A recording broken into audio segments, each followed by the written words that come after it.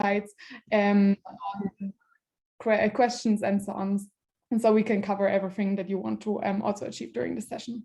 But yes, before we start, I actually wanted to ask you something, because what do you think is currently going on in the world? So what are the main things that come to your mind to current situations? You can write, or you can also unmute yourself.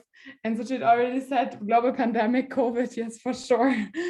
Crypto fuck ups, yes. Oh, that's also really recent. What else is happening? What else have you heard of? Business cut their budgets. That's also very true, also mainly due to the pandemic and so on. Anything else going on? Immense interdependencies by the youth, yes. Unemployment, unpresent changes, yes. So as we can see, there's a lot of different things. Even, I mean, COVID being most probably the most present one, but there's also a lot of other things going on. And I just put, like, I Googled, when I prepared the session, I just Googled on some news pages what are the main things. And for sure, here you can see COVID cases are rising. They're still there, still present. In some countries more, in some countries less. Then on a positive note, also some countries are really mastering the vaccination in their countries in order to somehow defeat the pandemic. But then also besides the pandemic, still companies have a lot, like a big contribution towards climate change. And there was an article that they're falling really behind and they're not really on track with contributing to climate change and so on. Or people are buying a lot of homes and home prices are increasing around the world and so on. And why, or this is also a last thing, is that a lot of people, of course, start working from home. And also there's this awareness now more that people should rather work less and so on. So there's a lot of things that shape the current business and that shape the current business environment. And this will, of course, also impact on how we do BD in ISEC.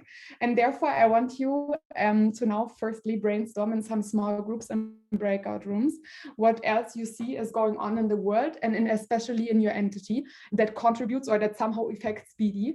And then how is this impacting business development in our entities? So you can just brainstorm a bit, discuss a bit, and then you can come back and you have 5 minutes for this. And Krish will do you or will put you now in breakout rooms so you can discuss those two topics. And let us know. So I start the breakout room? Yes, you can. Thank you very much. Yeah, I've started the breakout rooms. Perfect. Let us know if everyone has problems or something.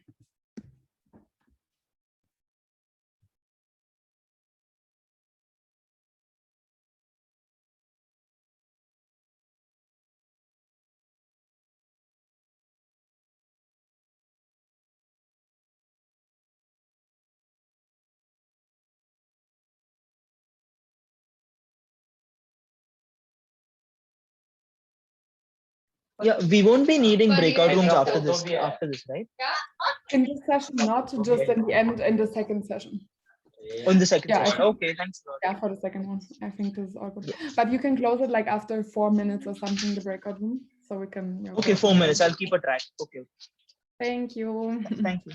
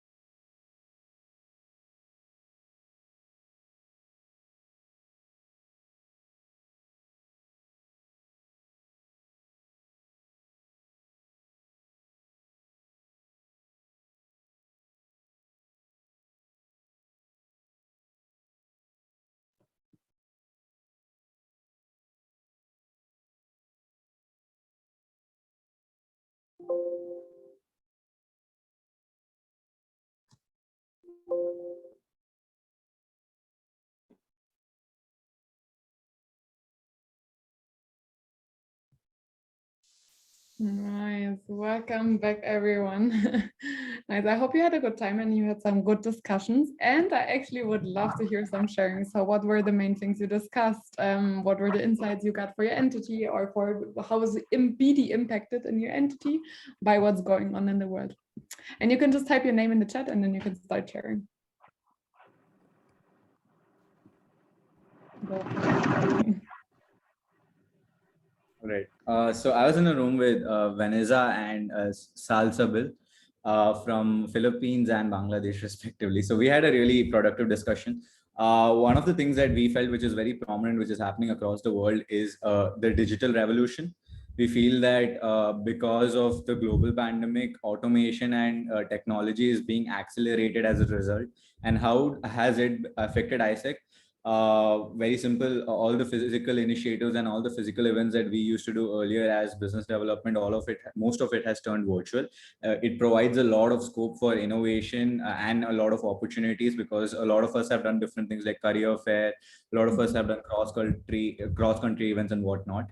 But at the same time, we came to a conclusion that it has both its benefits in terms of innovation, and at the same time, probably the connect or probably the adrenaline rush which you would have for a physical event, that's just not the same anymore. So that's what we felt, more or less. But yeah, immense possibilities with the new environment. Yeah. Definitely. That's also definitely something you should take or keep in mind while doing planning. So you can see on what you want to work on and how you can make it work. Because also what we saw, for example, from Global side, that yes, virtual conferences can be cool, but they also present challenges that we somehow need to change or to like solve somehow in order to still provide benefits for the youth and also like for ISEC membership and so on, and also for the partners. So definitely a good point. Anyone else wants to share? I think, Jalit, you said something, or you wrote your name in the chat. You can go. Yes, so I was in a room with Jen Schwen and Bobo, and we discussed about how the pandemic has sort of changed the work behavior patterns. Offices have like maybe 50% occupancy. Similarly, they're also cutting on employer branding, like Jen mentioned in Malaysia specifically and globally as well, I think. At the same time, I think the main challenge is that even though now companies are coming back to the workspaces, universities haven't opened, which means that our membership is distributed across the network, and that is very important for them to actually have a physical point of contact with the companies. So there is room for understanding how we can provide better employer branding, understand how we can differentiate from our existing competitors who are also providing better value at a lower cost. And then obviously, like Sujit mentioned about digital revolution as well, how we can innovate in that aspect. So yeah. Makes total sense. I think especially this part of companies just or like employees slowly working or going back to offices, it also influences how we can do sales and which channels we should reach out to. So this is definitely a good point, but also all the others. Amazing. I also hope the other groups had such good insights that you can also always keep in mind while doing planning later on. But why are we even talking about this? And I guess as BD, you know that we are living somehow in an interconnected world, and our partners and ourselves, the organizations, students, they're all influenced by different things that don't just happen in our own countries or territories or regions, but also like what happens worldwide. So there, as BDs, it's really important that you stay up to date to what's going on in the world, what are the trends, what happens in my entity, what happens around myself, and so on. So you always have to keep this in your mind in your daily work. To always have a look outside of the organization as well, because I think we're the most, let's say, outside oriented area in ISEC where we really need to pay attention to all of those things. Yes, but why do you even think we have BD and ISEC? And I think that's simply explained. I mean, you all applied for the position, so I guess you know why we should have it and why it's important to have it. But in general, our role as BD and why we have BD and ISEC is can be explained with the impact business model, so that we have the two different roles. We have to get for sure revenue, but on the other side, also generate or have a direct impact on our organization, on our stakeholders, and so on. So this can be, for example, through selling global talent to a partner or something like this. You can have the direct impact to on youth, but also, for example, if we generate revenue, we can also develop our own business. We have more revenue, for example, for maybe marketing activities or other things, and so on. We can like support companies and so on also in their CSR. So we have these two, let's say, main points. First, we need to generate revenue, and we need to still have an impact and provide some value. And I think those things always go somehow together, because in the end, we just don't want to sell something just for the sake of having the money. On the other hand, we also don't want to sell something for free just to generate the value. So it always has to go hand in hand, those two things. And yes, how can we actually make sure to get those partnerships that are on the one side, generating revenue, but on the other side also generating value for our organization? And this is of course connected to sales, and that's also what I want to mainly talk about. So we're all on the same page. I don't know, I hope you already had transition, you already seen the sales funnel, you approximately know what it is about, but I quickly wanted to guide you through the sales funnel we are currently working with, and that will also like somehow come up in our term and conversations and so on. And there's also important just that we understand what's the stages, why do we call the stages like this, and what's the, let's say, current state of the partners we have there. So as the sales funnel, of course, it starts on the top with mainly having suspects. So suspects are some company or organization that we identify as a new, let's say, opportunity, but we don't know yet if they're even interested, if they have a need for us. It's mainly just identifying a company. And then once we move forward, we of course approach this company or this organization, and this is the stage of the first approach. And there, moving forward, the company or the organization you're actually talking to becomes the prospect.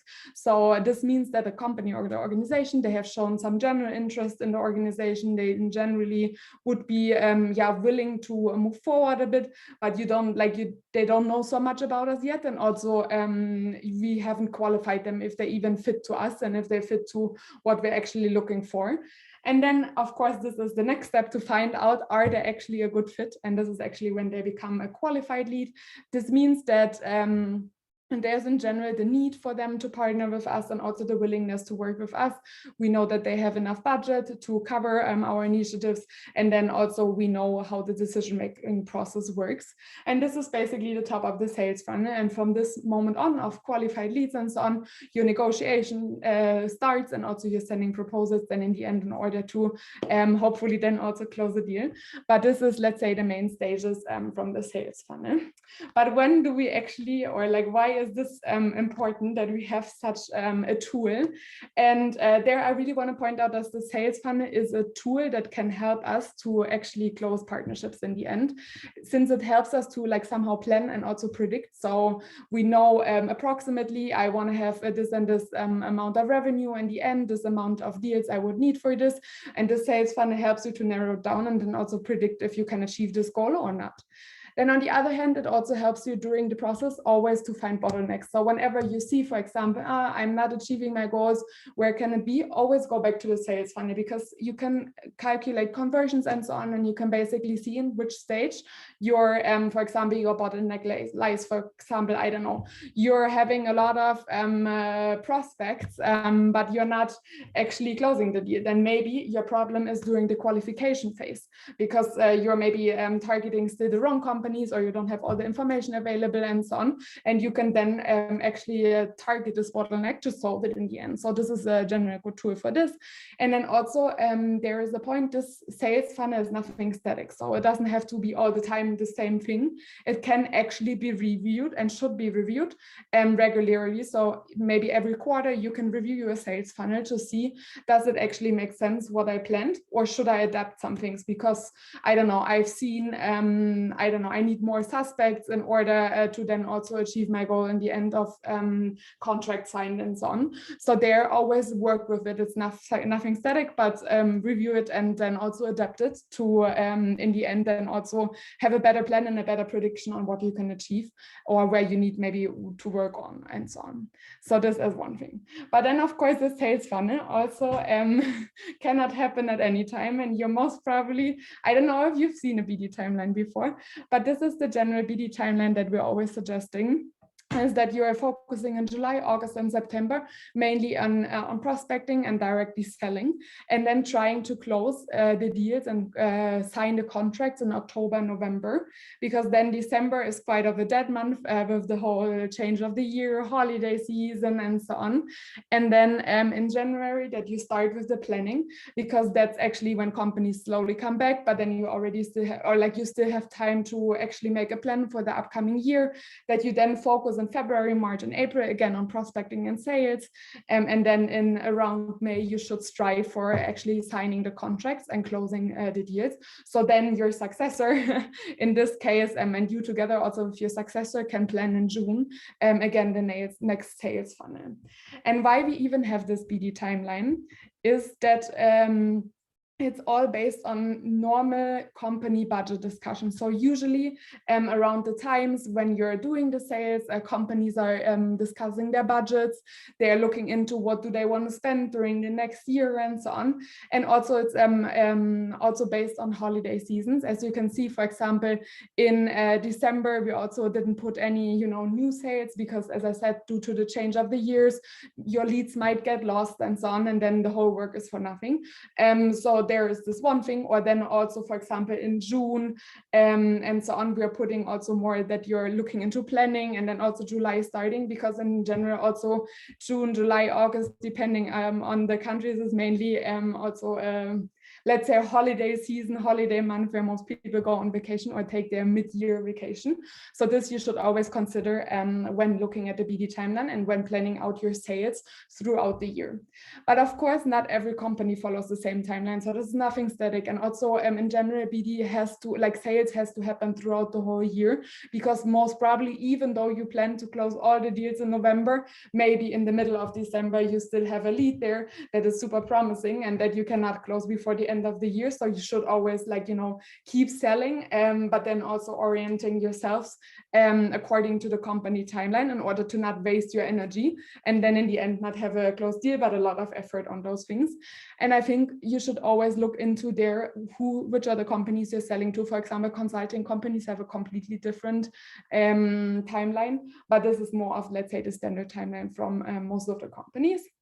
And then in general, I think regarding the timeline, also there is a hint. I think you need to keep the balance somehow between having peaks and really focusing on a certain time on a certain thing. But then also you need to make sure that you're somehow building a pipeline and not just, for example, close all the leads, sign all the contracts, or lose them, let's say, in May. And then your successor comes in place and has nothing and has to start from zero. So there you always need to find the balance on still pushing for a certain peak, but then also looking long term, because you will see it earlier or later during your term that BD will not happen in 1 week or something. So you need to also think long term in those things.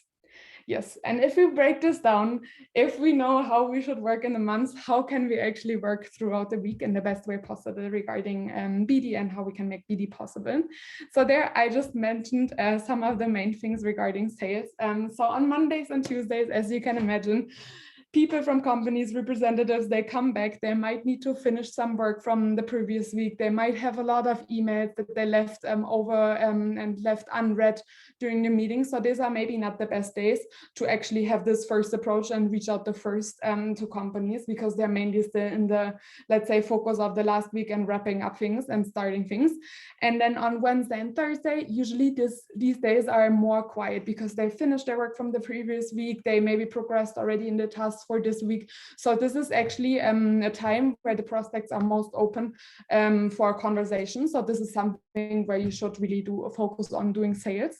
And then on Fridays, I mean, we all know it, they're already in their mind ready for the weekend. And especially Friday after lunch, most probably you will not reach anyone in the company because they're finishing some last things and then are already also in the, let's say, weekend feeling. So there, this is something you should keep in mind when also planning your sales and then also planning your weekly routines and so on. Yes, but what do we as MCVPBDs actually do on a day-to-day basis? And there, I mapped out some of our main responsibilities. So your main responsibilities, of course, to contribute and to ensure that your entity and your national office is financially sustainable, that you generate more income, and also then develop partnerships that are moving our organization actually forward. Then, of course, that you develop the business through, in ISAC or through account management, upscaling, new sales, and so on, and that you oversee the whole financial process coming from your partners to ensure that you're not missing out on revenues, for example, or that you're tracking debts and so on, to like really ensure that everything goes smooth and you're actually in the end getting also the revenue on time that you signed with a partner. Then also, of course, your responsibility is to manage different stakeholders. You will be working with a lot of different stakeholders, companies, ISAC internal members and so on, and then you're also responsible for the external representation, because most probably you're one of the only ones in your MC that are talking to external, let's say B2B customers, and there is also your responsibility to represent the organization in a really good context externally, and then in general your responsibility is of course to deliver and to create the spaces you're selling and the things you're selling to your partners, and then you will need to manage a lot of synergies like Power Corner, as you had already in the RPM one session about it, but then also marketing, GTA, alumni, synergy, and so on, depending on which products and which BD initiatives you're running in your entity. So those are, let's say, your main responsibilities. But how do we actually measure our results, and what are our most important KPIs and MOS that we should always track throughout the term? So starting with the MOS, what is the, let's say, final measure of success that we should always strive for? It's the mainly those two things: to have the revenue recognized and to have the contract signed revenue. I will also explain later what the difference between those is if you don't know, and that's totally fine. And therefore I'm here. And then also you should of course track how you're doing with goal achievement of your plan, then how much percent your BD revenue contributes to the overall budget of your MC. Then of course you can track how you grow, like how much you grow on revenues. And all of those are, let's say, some examples of MOS that you can set for yourself. Of course, you need to evaluate what will be the most important ones you're tracking on a day-to-day basis in your entity, also depending on what is the current state of BD in your entity. But for sure you should always track some kind of revenue and goal achievement, because in the end the money is that something that counts, and then also the goal achievement, I mean, you're setting your goals for a purpose, so there it's really important that you at least focus on those three main KPIs, MOS. Then yes, KPIs you can track as mainly all the KPIs from the sales funnel. As you know, like if you track those, you can also, as I said earlier, calculate some of the conversion rates, see where the bottleneck is, and so on. So therefore you should also track all those KPIs. And as the sales funnel I showed you earlier stopped at the point of qualified lead, of course the sales process doesn't stop then, but then you're mainly sending proposals, you're getting proposals confirmed by partners, and then in the end of course also contracts signed. So those are, let's say, the main KPIs. But yes, as I said earlier, I also wanted to explain you quickly the difference between what is revenue recognized and actually what's contract signed revenue, because I mean, it's all revenue, no? We just get once money. But this is some, let's say, some two measurements that usually people in BD use as like something to measure their success in general. So what revenue recognized is that the revenue recognition happens when you realize one of your initiatives or when you deliver one of your initiatives. So for example, I also wrote it here. If you're selling to a partner a keynote in a conference, which happens in July, and this keynote is worth 10,000 euro, then your revenue recognized in July is actually 10,000 euro. It doesn't matter if you've already invoiced this 10,000 euro, if you've received it already. It's just mainly capturing the revenue in the point of where you actually deliver the issue, because in the end, the initiative, because in the end, in this moment, also you're, let's say, delivering the contract, and theoretically or also practically, of course, the company has to pay you the money because you actually delivered what you promised them and what you signed with them. So this is, let's say, the first measure of success that we can use. And then the second one is more of new sales contract signed revenue. And there, the contract signed revenue is, of course, the whole revenue that you sign a contract for. So for example, if you have a yearly contract with, I don't know, here I put 10 GTAs and then also conference participation for 20,000 euro, then when you sign the contract in August, your contract signed revenue is 20,000 euro. Because in the end, you haven't delivered the money yet, so it's not recognized yet, but you still already signed it. And on paper, you see that you will get throughout the year this 20,000 if you deliver all the things on time. So this is something that can help you to also especially track the new sales progress, and then also track account management with contract renewals and so on, in order to differentiate a bit, because revenue recognized, you can see, okay, this is happening currently, this is how much revenue you get, and then the contract signed revenue is more of like looking forward, I am getting this amount of revenue, and this will also enable you two and your finance together to then also plan better on how to actually invest also this money and so on. So those are, let's say, the two most important things that you will also hear a lot when we're having, like, I don't know, when we are doing surveys, when we're talking about it and so on. So make sure that you understand it, and also feel free if you have any questions to just write in the chat if something is not clear. Yes. But yes, how can we make sure that we manage all of those things? Because I've told you, like, I don't know, about the sales funnel, I've told you about timelines, I told you about how you structure your weekly routine. And this is, how we can manage all of those things is mainly through our routines. So here I mapped out for you some touch points and routines that you will have for the different areas of your responsibilities. Of course, it doesn't capture all, because it's all really dependent on how you run BD in your entity. Do you also have a BD manager? How does your synergy look like? Do you have a double role or something like this? So it all depends. But some main touch points or like some main responsibilities are for sure account management. There you will be having planning meetings, company events that you need to deliver. You will maybe need to you need to update your CRM and so on.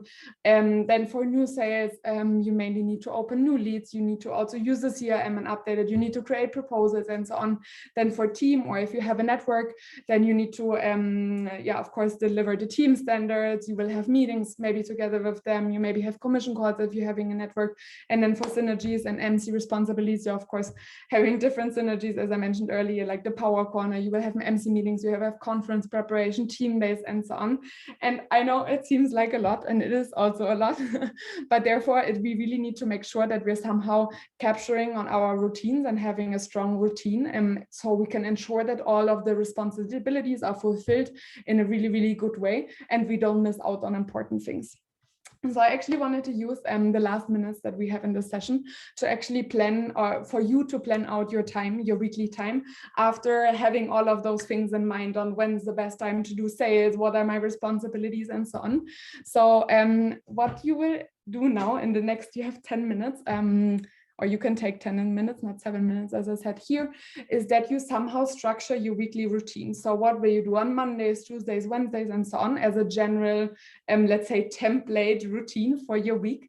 And then you can put there which part of your JD you want to deliver in this term, and how much or how many hours you want to allocate to them. So you can also see already now, okay, I'm planning maybe 10,000 things on Monday, and I'm coming to, I don't know, 14 hours work day on Monday. Most probably that is not the smartest thing. So make sure to always allocate your time already there, because in the end, I mean, we always tend to work more than we should. So also make sure that you are planning there realistically and seeing like how you can allocate your time.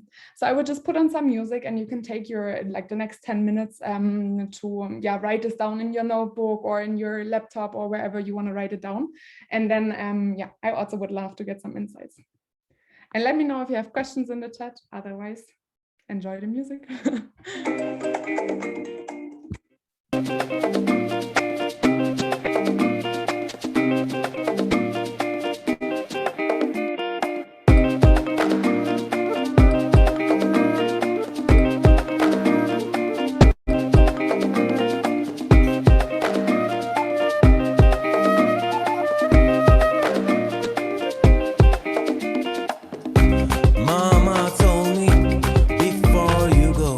Set yourself free from your ego.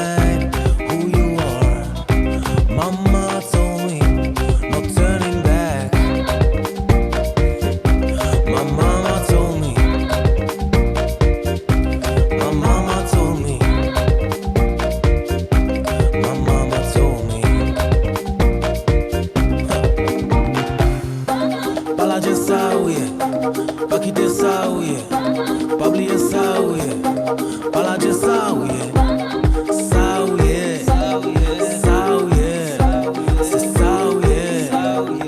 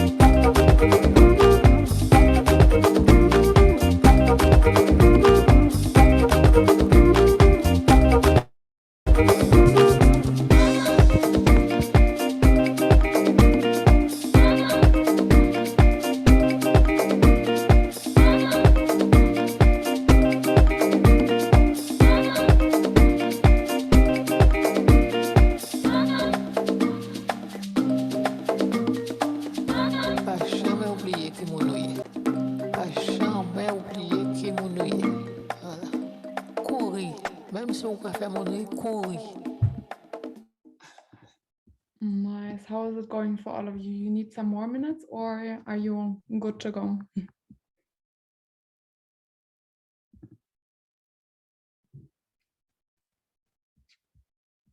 Yes, no, maybe you can just write in the chat. Good to go. Amazing, good to go. Perfect. Nice. Then anyone wants to share here anything interesting you discovered or some smart thing you just thought of that you want to share with the others?